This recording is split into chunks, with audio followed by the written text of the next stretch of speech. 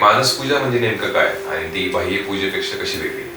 छान प्रश्न आहे हा तुझा, माझ्या आवडीचा प्रश्न आहे, कारण ती रोजच्या माझ्या साधनेत येते. मानसपूजा या शब्दात आपण अर्थ घेतो तो मनातून, जी आतमधून आपण पूजा करतोय भगवंताची.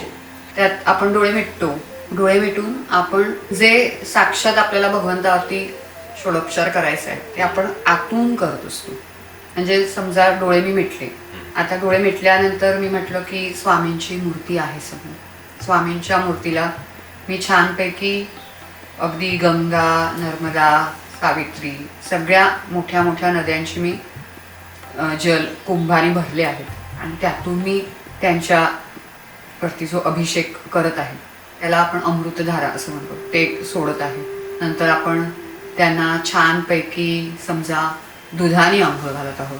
नंतर खूपदा फळांचे रस असतात, डाळिंबाचा रस, उसाचा रस, त्यांनी छानपैकी आंघोळ आपण त्यांना घालतोय. तेव्हा त्यांना आपण ज्याच्यात बसवलं आहे ते असे सोन्याचे चांदीचे असे पाट आहेत मांडलेले, कळलं. त्यांचे पाय आपण ज्याच्यात धुत आहोत ते तबक सुंदर असे हिरे जडित आहे.